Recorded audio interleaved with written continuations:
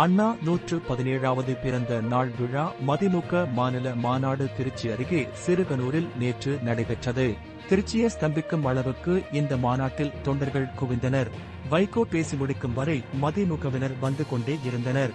எந்தவித சினிமா கவர்ச்சியோ நாயகத்தின் புலமோ இல்லாமல் புற்றிசல் போல் திருச்சிக்கு வரும் அனைத்து சாலைகளிலும் மதிமுகவினர் வந்ததை பொதுமக்கள் வியப்புடன் கண்டனர்.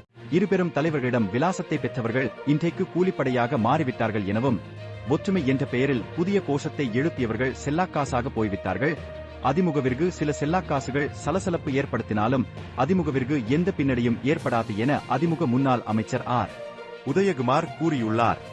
தமிழக வெற்றி கழகத்தின் தலைவராக இருக்கக்கூடிய விஜய் அரசியலில் தீவிரமாகியுள்ளார்.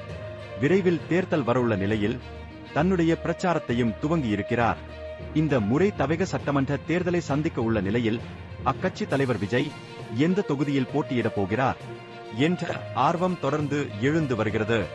அத்துடன் அது தொடர்பான அனுமானங்களும் இணையத்தில் பரவி வருகின்றன. அந்த தகவல்கள்தான் சோசியல் மீடியாவின் கவனத்தை பெற்று வருகிறது. நடிகர் விஜய் கட்சி ஒரு வீக்கெண்ட் கட்சி. ஐடி ஊழியர்கள் வீக்கெண்ட் நேரத்தில் உல்லாசமாக செல்வது போல விஜய் வருகிறார். வீக்கெண்ட் கட்சி விரையில் என் கட்சியாக ஆகிடும் எனவும், அதிமுக 3 அல்லது 4ஆக உடைந்தால் காணாமல் போயிடும் என்று நினைக்கிறார்கள். அது நடக்காது என அதிமுக செய்தி தொடர்பாளர் வைகை செல்வன் கூறியுள்ளார். தன்மானம்தான் முக்கியம் என கூறிவிட்டு பழனிசாமி டெல்லி சென்றது ஏன்? எடப்பாடி பழனிசாமி படுபாதாளத்துக்கு தள்ளப்படுவார். அதிமுக தோற்றால் நான் காரணம் அல்ல என்று அமமுக பொதுச் செயலாளர் டிடிவி தினகரன் தஞ்சையில் செய்தியாளர் சந்திப்பில் கூறியுள்ளார். தமிழக பாஜகவில் சிலர் அதிமுகவிற்கு எதிராக காய்களை நகர்த்துவதாக எதிர்க்கட்சி தலைவர் எடப்பாடி பழனிசாமி நினைக்கிறாராம். இது தொடர்பாக இன்று டெல்லி பயணத்தில் அமித்ஷாவிடம் எடப்பாடி பழனிசாமி முக்கிய எயில் ஒன்றை அளிக்க உள்ளாராம். சமீபத்தில் முன்னாள் பாஜக தலைவர் அண்ணாமலை பல கோடி ரூபாய்க்கு விவசாய நிலம் வாங்கியதாக விமர்சனங்கள் வைக்கப்பட்டது. இதற்கு எதிராக பலர் சமூக வலைத்தளங்களில் கடுமையான விமர்சனங்களை வைத்தனர். அதிமுக பொதுச் செயலாளர் எடப்பாடி பழனிசாமி டெல்லி பயணம் மேற்கொண்டிருக்கும் நிலையில் அதிமுகவில் ஜனநாயகம் உள்ளதால் அதிமுக தலைவர்கள் அமித்ஷாவை சந்தித்து வருகிறார்கள் எனவும், திமுகவில் ஜனநாயகம் இல்லாததால் திமுக தலைவர்கள் அமித்ஷாவை சந்திக்கவில்லை என தமிழக பாஜக தலைவர் நயினார் நாகேந்திரன் கூறியுள்ளார்.